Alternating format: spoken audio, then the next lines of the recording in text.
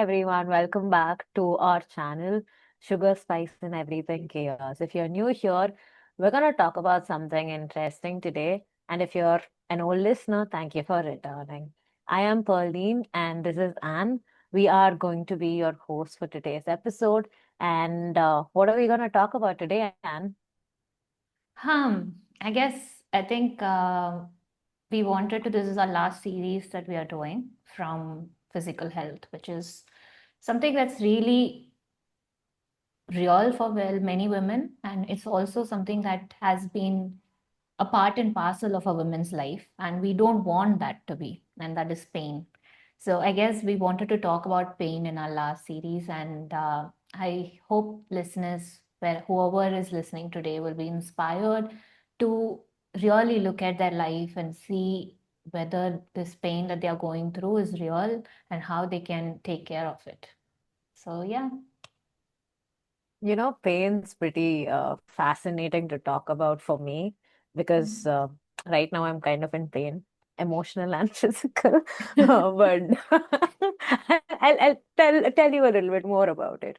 So for me, I think like pain comes from this thing of like either stress, like if I'm in a good mental state, I think like even if my body is going through something, I can ignore it and like I don't feel like some sense of distress in my body. But if I'm not doing good, even the slightest of issue with my body would be like too much to handle. And I think, I used to judge women a lot, like when I was younger, like older women a lot, because aunties usually keep complaining about how I have knee pain, back pain. And I've seen like married women, not aunties, like just married women doing it, young married women as well. And I've always wondered, like, you look healthy, you do eat well, why so much pain? And now I'm in this position where I'm like, oh, I get it. So it's not Hmm. just about like actual physical, injury or damage, but it's a lot to do with like how you feel at that point in time. So, why do you think it is that we women complain so much about pain? And why is it that we're not able to do anything about it? Like we know it is something that's not normal because we like this is something that people say, right? You will like if you look at housewives, you're at home all day. Why are you saying that you have this pain? But then they don't have an answer. Their pains are very real. So why do you think this is happening to us? So I think one thing I wanted to really correct is that you said we know that pain is not normal. I don't think so. A lot of people really understand that pain is not normal because we've been told often that, period pains, they are normal. It happens, then labor pain, and you have other pain, back pain. If you have a C-section, you are supposed to have pain. So I guess we've been told one thing which is very consistent is that pain is part and parcel of being a woman and women's life. And I think that is not something that is nice to hear because it feels like, okay, just because I'm a woman, I'm like doomed for suffering, sort of a thing. So yeah, that's that. Like this kind of reminds me of this Adam and Eve myth, right? Where I think like if you're familiar, for those of you listening, if you're familiar with the myth, it's that God created man and women, and then God said, "Don't eat that fruit." But like obviously, women will go disobey and eat the fruit, and the consequence of that is that she will experience pain, especially pain during childbirth. And I think for a lot of women who grew up listening to myths like this, right, you kind of internalize this idea that pain is normal. Like Mm, I experience pain more than a man because I'm cursed. Like mm, Eve did something and now I have to suffer. Right. And I think like this is also something that got reinforced in my school, where when again, like I think this was like sixth standard or seventh standard, when girls used to, complain about cramps and they used to like say, I can't listen, I need to like put my head down. The teachers would be, and these are female teachers, by the way, they're I like know. women, Oh right? God. And they would like pull you aside and they will say, what girls, like you're complaining for this? What's gonna happen when you have to give birth to children? I was also like you once, but like, now I've given birth and this pain is nothing, and they mock your pain Yeah. and invalidate it. So when you say, right, like that pain is not normal, uh, it how do you like justify that with scientific backup? Because I think the people would want to know.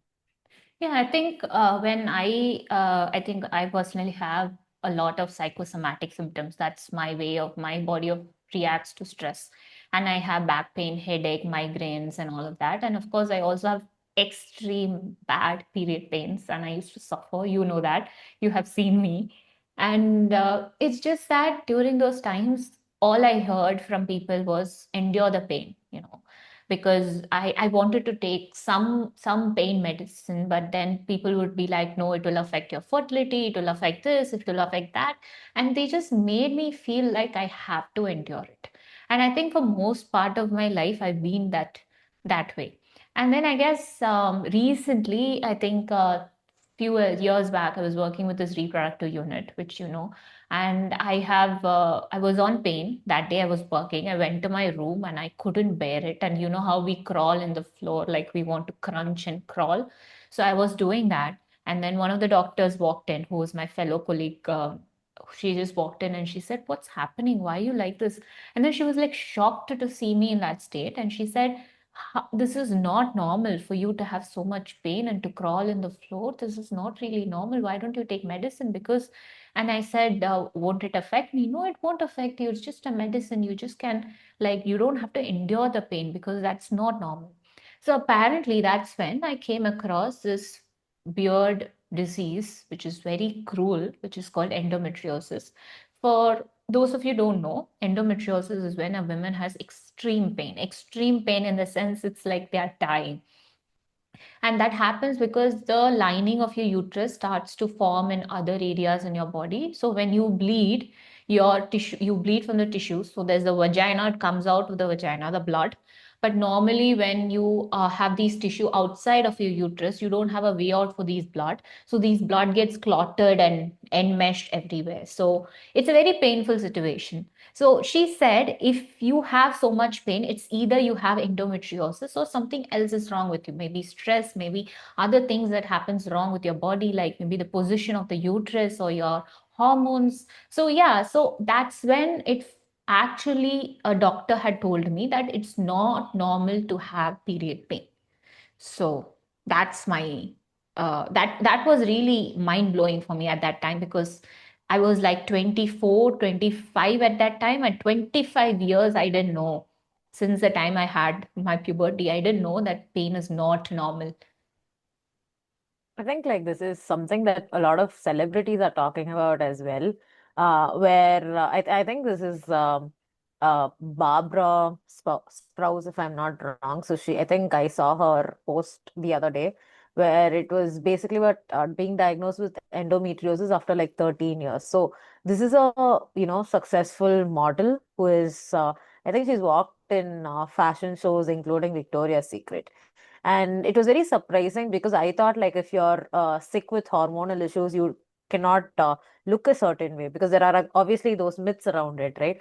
But she looked completely normal and she was athletic. Like there's no symptom of like PCOS or like no what do you say dysfunction that you would like look at and then say, okay, this is she's going through something. But then when she spoke about it, she also spoke about how it was a struggle where a lot of doctors who met her, they dismissed her pain, which is why it took her such a long time before she got diagnosed. And by the time she got diagnosed, they had to kind of do a surgery. So, like you said, right? I think uh, like it's a very funny thing that happens in the medical world where this is basically kind of similar to cancer, right? Your uterine walls, they are having like layers of extra cells that are unnecessary. That's what happens in cancer, where it's a very unhinged multiplication of cells that happen. But then because it happens to women, somehow it's very convenient for medical scientists to say it's not cancer, it's just endometriosis. But then it's very similar to that. It's just that sometimes it's benign, sometimes it's very harmful. So why do we kind of take that gamble on women's lives? That's something that I think we need to like talk about, because when we don't take the life of a woman seriously, what happens or what translates in like everyday life is that we normalize the pains that women go through. I mean, this reminds me of like the Indian mother-in-law and daughter-in-law dynamic, where you see that when we talk about like periods and stuff, right? You get like a little bit more space with men because men don't understand it. You get some Mm. level of sympathy from men. But Yeah. then women are very cruel about it, where they're like, I had to suffer, so you suffer as well. So they displace all the rage and anger that they went through in their youth onto the next generation, where the next generation, if there is something really wrong with them, right, they never get to sort it out because you just gaslight yourself and say, okay, maybe this pain, maybe something's wrong with me, and then that's it. And until you get into like fertility issues, right, where you're trying to get pregnant and then that's not happening, until that day, uh, you don't actually get a proper diagnosis and you don't get to live a normal life with a good quality of life. Mm.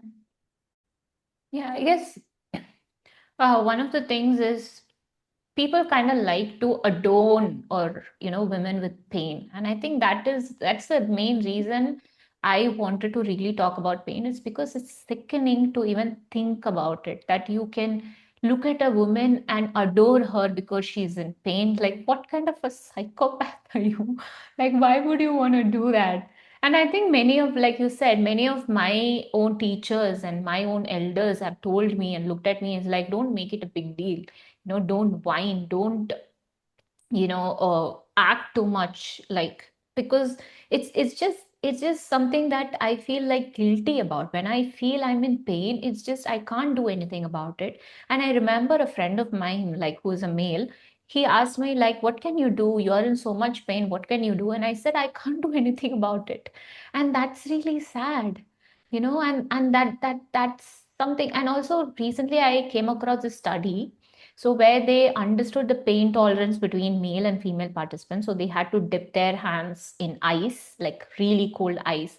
And what they found was female tend to have a higher pain threshold compared to men. So do you think this might be a reason where we have a higher pain threshold? Or is it just like, the world likes to see us suffer? What do you think is happening?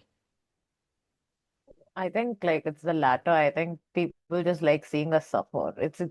It's almost like, if you're a woman and you're not suffering, then like people find all sorts of problems with you. Like, oh, you like I think, this is like a very common experience with like periods where the first time you get it, you don't feel like a lot of pain, but the second time that you get it, somehow you develop pain. And like the first time when you're getting it, a lot of people expect you to be in pain. Like they ask you, is it hurting? Is it hurting? And then you're like, no. And then they almost make you feel bad about the fact that you're not suffering. Right? And I think in many ways, we glorify women on the grounds of our pain and our suffering. The reason women are good enough, or the reason we need to celebrate women in society is because they die during childbirth. They suffer for our, like mothers suffer. They don't eat. Even when they're hungry, the last piece of cake goes to you, not to the mother. So in so many scripts, you see that like the mother, the female character in the lives of whoever, gets the second seat, or basically it's very easy to displace or replace them. And I think growing up, you always kind of identify with this person who gets their worth from sacrificing your pleasures. Like if I'm feeling good, I think a lot of women cannot sit with the fact that they feel good. The minute they feel good, they find ways to kind of create suffering, create like pain, inflict pain on themselves, because then they get to feel good about it. So whether it be helping a friend, or I think this is something that happens, right? A lot of women choose men who they want to fix, and these guys would be hopeless, but somewhere, right, like, oh yeah, he's lost, I think my love can change him. This sort of narrative gives them a lot of purpose. A why random thing why are comes to my you mind. A yeah random thing comes to my mind about this, what you were saying about inflicting pain. Like, women like to inflict pain when there's no pain. So, if you've seen the self-harm habit of women, of girls, you will see this yeah slitting, yeah. cuts. So, you don't see that cuts thing in a man, in a boy, in male, but you will see that cuts thing very prominently. I was in the UK, right? even there, I was teaching these kids who are like, and then I saw all those lines. So it's like universal. It's not like Indian kids, it's not like UK kids, it's like universal. Like these kids, after a certain age, they like to inflict pain on them. And this was very particularly in women. And I guess it makes a lot of sense. Like, if, like, for example, one of my friend was, she doesn't have period pains. She doesn't have any pains. Thank God, touch wood. But then people used to like have the same reaction towards her. Like, how can she not have pain? Even during she delivered a child, even during the childbirth process, she didn't have much problem. She didn't have Pain. much pain during the contraction. She was like much better. And also she had a C-section. So after C-section, you're supposed to have more pain. Apparently, that's what people said, but she was okay. But actually, if you see her personality, she's a very positive person, very happy person in general, and she is really lively.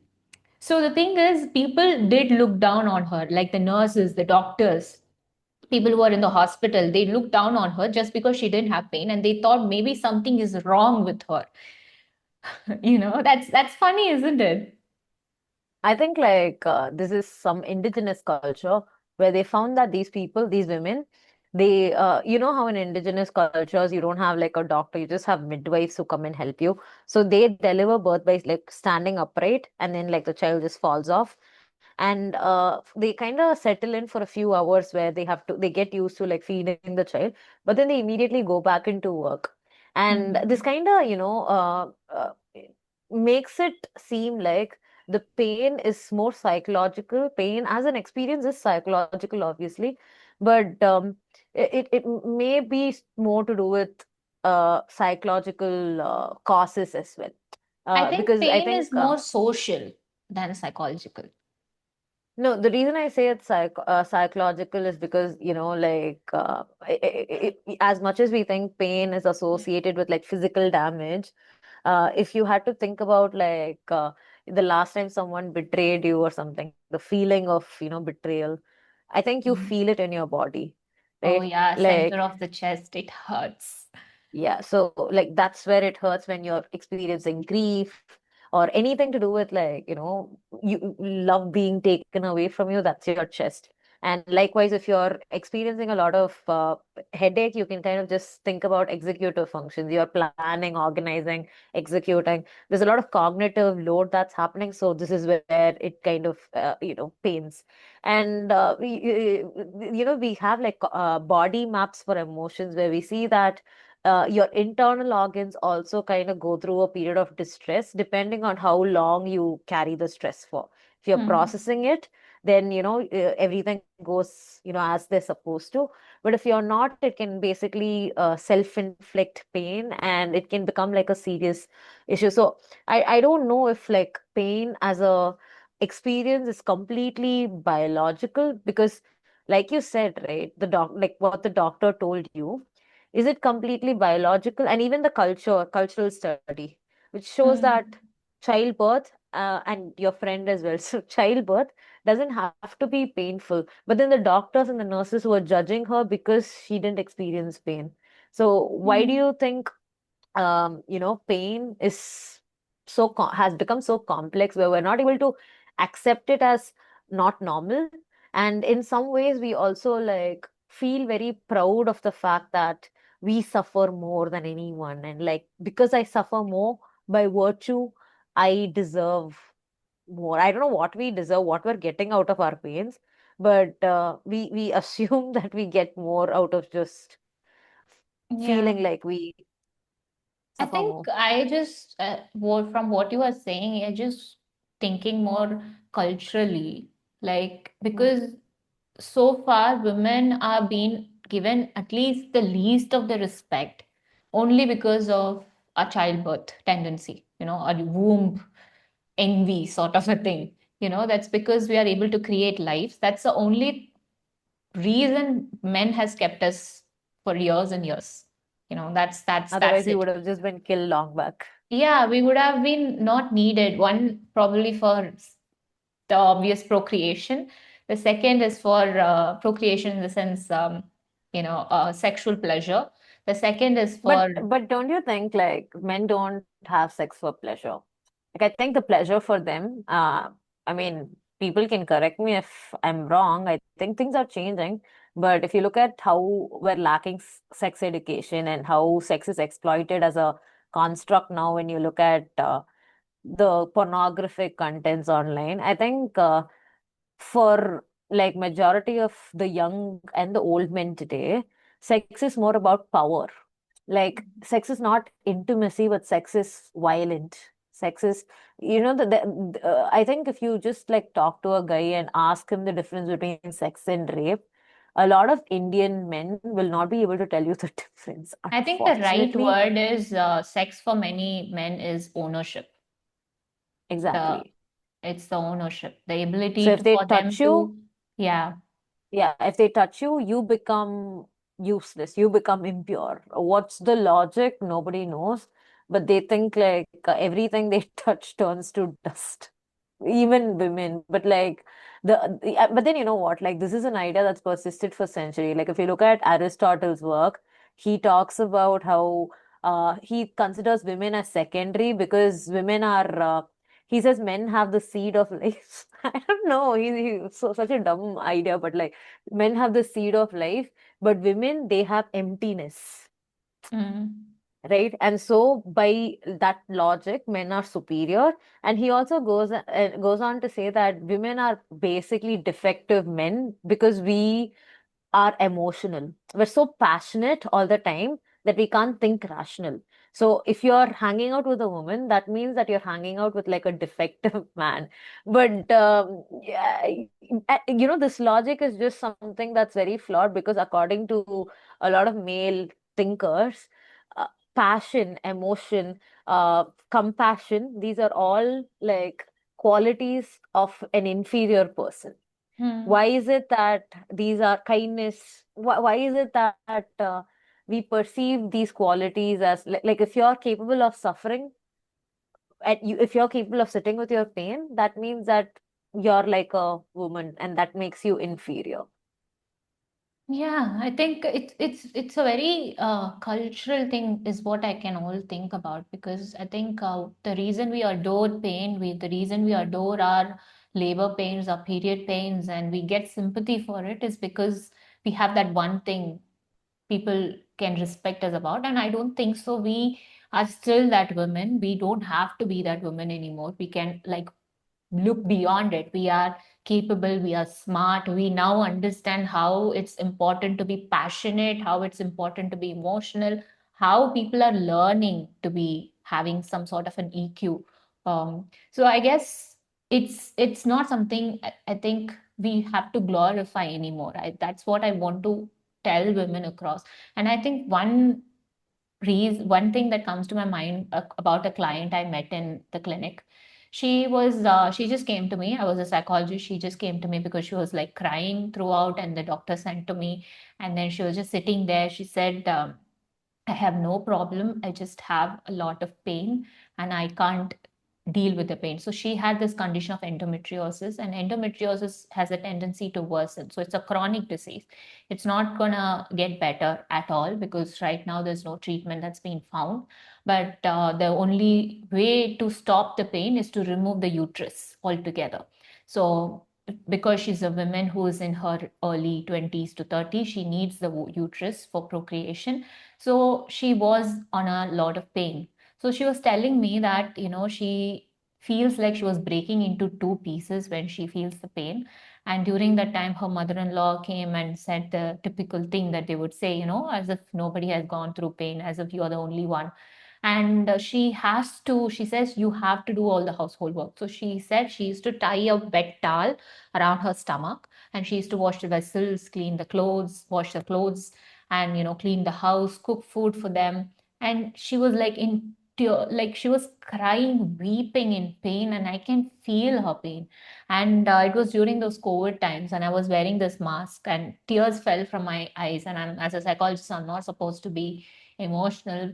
I mean, showing emotions outwardly, but I couldn't hold it anymore. I was like crying. Even now, I feel a little teary because it's not fair for her to go through such a pain and still take care of, you know, all of the household work. And I'm feeling a little emotional here. But you know what? Like, I had a it was a problematic conversation. This was a religious friend of mine, and I was basically talking about how, when we talk about the pain and suffering and the spiritual nature of suffering, it's not that we have to feel pain. Like, we can obviously, like, like in Buddhism, the last layer of existence is something that talks about Anandamaya Kosha, which basically talks about like the bliss of existence. So you can be happy. And I think I'm like a very hedonistic person. I'm very like pro like pleasure and happiness. So when I was mentioning this to her, she told me like that is maybe your dharma, but like for someone else, the dharma might be to just suffer. And she said if someone finds it that it's their duty to serve their husband or their mother-in-law, that duty itself, that devotion itself will be their salvation. So I think, in our country, we put in a lot of like emphasis on devotion. It's not about reciprocity. It's not about mutual attraction or intimacy. It's about devotion. And when you're devoted to someone who is abusive towards you, right? Can you imagine the suffering you go through? Like, I am literally devoted to you, and all you ever do to me is abuse me. All you ever do is like hit me, curse me. You say very mean things to me, but I'm expected to be devoted. I think in arranged marriages, for instance, right? This is the kind of girl that a lot of young men are looking for today, where they say things like, we no longer have innocent women like our mothers. Our mothers were the last generation of innocent women. The innocence they talk about is this sort of naive devotion that women give to men. I will Victimizing, worship you. Huh? victimizing women, the victim women. I think like they don't look at it as victimizing, they look at it as like devis, right? Mm. You're like an angel on earth. You're the goddess who came down to earth to save me. And these men, like, they put themselves on such a big pedestal. And I think like these men also have sometimes this whole weird dynamic with their mother, where the mother would also put him on a pedestal. And if we had to kind of push it further, you see that like an unhappy woman, when she has a child, she projects her trauma onto the child. And the next generation that's born, and after that, there is no like liberation for the entire family. I think any sort of change that has to happen in society has to happen with like women being happy. So if Mm. you really want to change the world, don't plan genocides and like World War III. Try to take care of your daughter. Try to take care of your mother. Try to take care of your grandmother. I think when you sit and you let them have the freedom that they deserve to have, because you have no say in their freedom. I think everything will solve itself. I think when women are just allowed to be themselves, the world will heal by itself. Hmm. And I guess you, as a woman who are listening, and who maybe you have a friend, you have women in your lives. As a woman, I guess we need to be a little more nicer to other women as well. I don't know why we become so, undermining of other women's pain, other women's life, and we become more judgmental of women. And I guess we judge men less and we judge women more as a woman. And I think all this comes down to just being loving and kind, and try to look at yourself and shower as much as love as you can, and do not normalize suffering, do not normalize pain, do not normalize all of this glorifying thing that the patriarchy has done for us. Like, you don't deserve it at all. Yeah, I think the only suffering that's acceptable is the suffering that comes with learning something new. Mm. Remember how when we first started learning tables, two into one, two, two twos are two, four, two threes are six. So I think the first time we studied it, it was very difficult. It was suffering, it was pain. I think the only pain that you are allowed to experience is when you're learning. The other pains that you experience are just not worth it. whether it be, waiting for someone to text you, or waiting for, or basically doing something just so that someone else will like you. Hmm. It's not worth it. Like, your worth is so much more than your tendency to reproduce. Whether you want to have children, don't want to have children, doesn't matter. Women are just naturally more creative. So create a way. And And you are allowed to exist just as you are. Just exist. That's it. even creating is like too much pressure. So, like, don't even Yeah, create. just exist. No, but I think, like, if we were just left alone, we like, and like, we felt safe, right? The first thing I think women would do is create. Mm. We would create art, we would create languages. We were like pretty cognitively loaded. Like, this whole understanding that like women are very emotional, right? I don't think we're emotional. I think we are sensitive. We feel things that are appropriate, but like, again, even the suffering, the pain that we spoke of, I think like it comes from somewhere. Like the I have daughter-in-law who's, a yeah. very I don't know. This is I believe in this fact. I Mhm. believe emotional is rational, logical is irrational. And I truly believe in this. Because Explain. people who are Mhm. logical, who believe in some sort of premises to come to a conclusion, it's stupidity because your emotion is the truth. It's emotion is the reality, what you're But feeling. but I think like, the problem is uh intuition is different from emotion. Like, when you talk about insecurities, women feeling insecure about themselves, that's an emotion too. Does that mean that emotion is like right? I don't think so. But there are Makes sense. intuitions you get which are like emotionally loaded. They don't really have like a reason, right? Whereas your emotion, where it's not really coming from a place of wisdom, it's just coming Hmm. from your like thoughts and people's social conditioning, that is illogical. And Yeah. that is something, yeah, So the emotional, I mean, is that emotion, the fact that you are able to sense, you're able to create, you're able to be passionate, you're able to be compassionate. So all of these factors that is strong in us, the strong side of being emotional, having the emotional capacity, the emotional intelligence, the emotional quotient, I guess that is logic. Because I think many men they survive are on lacking logic it. because they suppress their emotions and bottle it up because they just don't want to face reality. If you're not facing reality, where is the logic, bro? I feel like, for men, the reality is that if they did not oppress women, they lose their power. Like, why do we need men? Hoot, hoot. Like, this is so like radical to say, but like, why do we need men? And like, if you look at any problem in this world today, it's a man-made problem. Literally. Man-made, literally. Like, so like everything, war, like, so like even the pollution that's happening, like, so even the crazy competitive rat race that happens with the corporate, everything was made by a man. So I don't know. I think we just need to reflect upon how women, even though we don't like build worlds that are problematic, uh, we do other things, and those things are actually natural and much more intuitive and wise.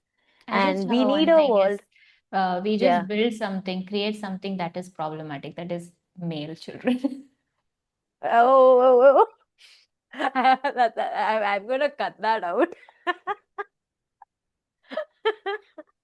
But I think, you know what, like, if we had male children and we were able to teach them how to sit with their emotions, right? I think men struggle with sitting with their emotions. They try to run away from it. And when they run away from it, they create nonsensical systems. right? Like if you look at our caste system in India, or if you look at arranged marriage as a concept, these were all created by men.